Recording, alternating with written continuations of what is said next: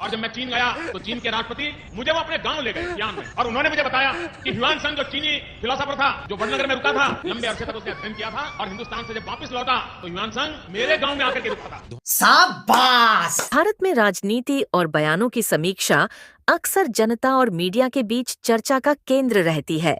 हाल ही में प्रधानमंत्री नरेंद्र मोदी जी के 2 बयान सोशल मीडिया पर वायरल हुए हैं। ये दोनों बयान, जिनमें 2017 और 2025 की घटनाएं का जिक्र है, अब बहस और आलोचना का विषय बन गए हैं। 2017 में दिए गए एक भाषण में मोदी जी ने चीन के राष्ट्रपति से मुलाकात का जिक्र करते हुए कहा था कि जब वे चीन गए थे तो राष्ट्रपति ने उन्हें अपने गांव का दौरा कराया। 2014 में जब मैं प्रधानमंत्री बना तो चीन के राष्ट्रपति शी, उनका कटसी कॉल आया, शुभकामनाएं वगैरह वगैरह बातें। फिर उन्होंने खुद ने कहा, तो उन्होंने कहा कि मैं तुम्हारे गांव वडनगर जाना चाहता हूँ। क्या बात है, अपने हाथ तक का कार्यक्रम बना दिया है। बोले तुम्हें मालूम है क्यों? मैं कहा नहीं मुझे बात। तो बोले मेरा और तुम्हारा एक स्पेशल नाता है। क्या? ह्यूएनसांग जो चाइनीज फिलोसोफर था, वो सबसे ज्यादा समय तुम्हारे गांव में रहा था, लेकिन वापिस जब आया चाइना तो मेरे गांव में रहा था। उन्होंने बताया कि चीनी दार्शनिक ह्यूएनसांग ने भारत में अध्ययन के दौरान गुजरात के वडनगर का दौरा किया था और चीन लौटने के बाद राष्ट्रपति के गांव में रुके थे। इस बयान ने उस समय चीन और भारत के बीच सांस्कृतिक जुड़ाव को रेखांकित किया था।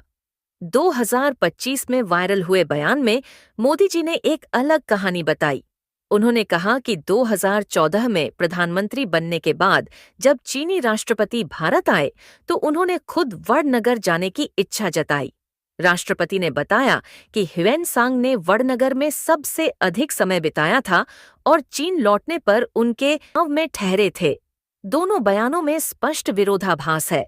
2017 में मोदी जी जानकारी चीन में जाकर प्राप्त करते हैं, जबकि 2025 में कहा गया कि 2014 में ही चीनी राष्ट्रपति ने यह जानकारी दी थी। यही विरोधाभास सोशल मीडिया पर चर्चा का विषय बन गया।